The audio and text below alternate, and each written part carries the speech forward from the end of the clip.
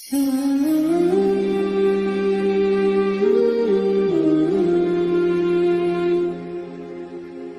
اللہ الرحمن الرحیم نحمدہ ونصلی ونسلم علی رسولہ الکریم اما بعد فاعوذ باللہ من الشیطان الرجیم بسم اللہ الرحمن الرحیم فمن اظلم ممن کذب علی اللہ وکذب بالصدق اذ جاء الیس فی جہنم مثوی للکافرین صدق اللہ مولانا العظیم۔ محترم ناظرین، آپ دیکھ رہے ہیں نور اسلام چینل۔ آج کا میرا موضوع ہے بے لگام زبانیں۔ میں نے قرآن پاک کی آیت آپ کے سامنے پڑھی۔ اللہ تعالیٰ کا ارشاد ہے، اس سے بڑھ کر کائنات میں ظالم کون ہو سکتا ہے جو اللہ پہ جھوٹ باندھے۔ وَكَذَّبَ بِالصِّدْقِ إِذْ جَاءَ، اور جب سچائی اس کے پاس آئے تو وہ اس کی تکذیب کرے۔ أَلَيْسَ فِي جَهَنَّمَ مَثْوًى لِلْكَافِرِينَ، تو کیا کافروں کے لیے جہنم ٹھکانہ نہیں؟ یہ قرآن پاک کی آیت ہے۔ اللہ تعالیٰ کا ارشاد ہے کہ جو اللہ پہ جھوٹ باندھتے ہیں وہ سب سے بڑا ظالم ہے۔ اسی طرح حضور نبی اکرم صلی اللہ علیہ وسلم کی حدیث ہے، آپ نے فرمایا، بخاری شریف کی یہ حدیث ہے، من کذب علی متعمدا فلیتبوأ مقعدہ من النار، جو مجھ پہ جھوٹ باندھے اسے چاہیے کہ وہ اپنا ٹھکانہ جہنم میں دیکھ لے۔ جو مجھ پہ جھوٹ باندھے گا اس کا ٹھکانہ جہنم ہوگا۔ اور ایک اور حدیث میں ہے، حضور نے فرمایا، جو مجھ پہ جھوٹ باندھے وہ کبھی بھی جنت کی خوشبو کو نہیں سونگھ سکے گا۔ یہ ایک قرآن پاک کی آیت ہوئی اور ایک حدیث ہوئی۔ اسی کے متعلق میں نے کچھ باتیں آپ کے سامنے کر دی ہیں۔ آج کل ہر بندہ، ہمارا سوشل میڈیا ہے یا ہماری نجی گفتگو اور نجی محافل ہیں، ہم بہت ساری باتوں کو اللہ کی طرف منسوب کرتے ہیں، کبھی اللہ کے رسول کی طرف منسوب کرتے ہیں۔ نہ صرف ہم بلکہ ہمارے بڑے حکمران بھی ایسا کرتے ہیں۔ حالانکہ بہت بڑی وبال کی بات ہے کہ جو بات ہم اللہ کی طرف منسوب کرتے ہیں، کیا وہ اللہ تعالیٰ نے واقعی قرآن پاک میں وہ بات ارشاد فرمائی ہے؟ اگر تو ارشاد فرمائی ہے تو پھر تو وہ بات ٹھیک ہے، لیکن اگر ارشاد نہیں فرمائی، ہم ویسے اللہ کی طرف منسوب کر دیں، بہت بڑا گناہ ہے، جہنم میں لے جانے والا عمل ہے۔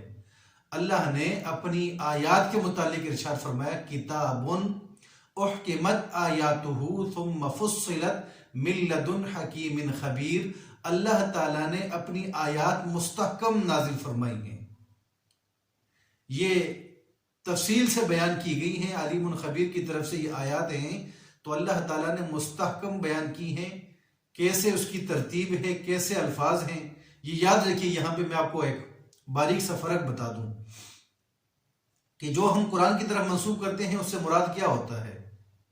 اس سے مراد وہ وحی ہوتی ہے کہ جو اللہ تعالیٰ نے لفظاً و معناً، لفظ بھی معنی بھی حضور کی طرف نازل کیا ہو، اور حضور نے پھر اسے قرآن کے اندر شامل کیا ہو، اسی کو قرآن کہتے ہیں۔ الفاظ بھی ہوں، معنی بھی ہو، جو حضور کی طرف نازل ہوئے اور حضور نے اس کو قرآن پاک میں شامل کیا۔ کسی کو سورہ بقرہ میں، سورہ آل عمران میں، سورۃ النساء میں، جتنی صورتیں ہیں حضور نے پھر اس کی ترتیب مقرر کی۔ یہ سب کچھ من جانب اللہ تھا، اس کو قرآن کہتے ہیں۔ اگر کوئی شخص اللہ کی طرف بات کو منسوب کرتا ہے تو کیا اللہ تعالیٰ نے لفظاً و معناً وہ بات ارشاد فرمائی یا نہیں فرمائی؟ اگر تو نہیں فرمائی تو یہ اللہ پہ جھوٹ ہے۔ جس طرح اللہ کے لیے جھوٹ یہ بھی ہے، اللہ پہ جھوٹ باندھنا یہ بھی ہے کہ جس طرح کفار نے، مشرکین نے کہا اللہ تعالیٰ کی اولاد ہے، فرشتے اللہ کی بیٹیاں ہیں، عیسائیوں نے کہا حضرت عیسیٰ اللہ کا بیٹا ہے، یہودیوں نے کہا حضرت عزیر علیہ السلام یہ اللہ کا بیٹا ہے، تو یہ اللہ پہ جھوٹ ہے۔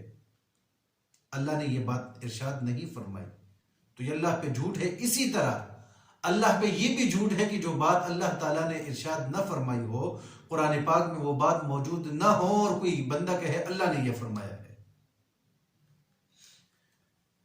حضور صلی اللہ علیہ وسلم کی یہاں ایک حدیث آپ کے ذہن نشین رہنی چاہیے. حضور نے فرمایا من قال فی القرآن برأیہ فلیتبوأ مقعدہ من النار، جس نے قرآن میں اپنی رائے کا بھی اظہار کر دیا وہ بھی اپنا ٹھکانہ جہنم بنا لے گا. قرآن میں رائے بھی نہیں چلتی، اس کی جو ہم ترجمہ اور تفسیر کرتے ہیں یہ حضور سے، صحابہ سے، تابعین سے، تبع تابعین سے جو پوری امت کا ایک تسلسل ہے، اس پورے تسلسل میں جو اس کا معنی ہے وہی بیان کریں گے، اپنی طرف سے رائے نہیں کہیں گے. ہاں الگ بات ہے کہ آیات سے مختلف مسائل مختلف زمانے میں مستنبط ہوتے رہتے ہیں، وہ اور مسئلہ ہے، لیکن اپنی رائے سے ہم تفسیر نہیں کر سکتے. تو عرض یہ کرنا چاہتا ہوں کہ جہاں ہماری نجی محافل ہوں، جب تک کنفرم علم نہ ہو کہ یہ قرآن کی آیت ہے اس وقت تک اللہ کی طرف منسوب نہ کرو. اسی طرح کوئی بات آپ کے سامنے آئے، جب تک کنفرم علم نہ ہو، تحقیق نہ ہو کہ یہ حضور کی حدیث ہے کہ نہیں، اس کو نہ بیان کریں نہ شیئر کریں. جس طرح رمضان کا مہینہ آنے والا ہے، ایک حدیث شیئر ہونا شروع ہو جاتی ہے، معاذ اللہ حضور کی طرف وہ منسوب نہیں ہے. لوگ کہتے ہیں کہ جس نے سب سے پہلے رمضان کی خبر دی یا رمضان آنے کی خبر دی، اس کے لیے جنت واجب ہو جاتی ہے، اس پہ جہنم حرام ہو جاتی ہے. یہ بات حضور کی طرف منسوب کرتے ہیں کہ اللہ کے رسول نے فرمایا کہ جس نے سب سے پہلے رمضان کے آنے کی خوشخبری دی تو اس کے لیے جنت واجب جہنم حرام. حالانکہ یہ بات حضور نے نہیں کہی، کسی کتب احادیث کے اندر یہ روایت موجود نہیں، تو یہ اللہ کے رسول پہ جھوٹ باندھنا ہے.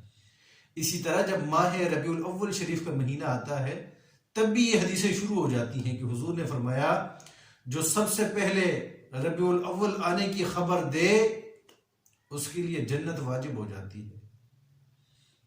یاد رکھیں یہ حضور پہ جھوٹ ہے. ہمارا پیج چل جائے گا، ہمارا چینل چل جائے گا، ہماری واہ واہ ہو جائے گی، لیکن دنیاوی مفاد کی خاطر آخرت کو تباہ نہیں کرنا چاہیے. جب حضور کے یہ واضح ارشادات ہیں کہ میری طرف وہ بات کبھی بھی منسوب نہ کرو جو میں نے نہ کہی ہو، اگر منسوب کرو گے تو ٹھکانہ جہنم.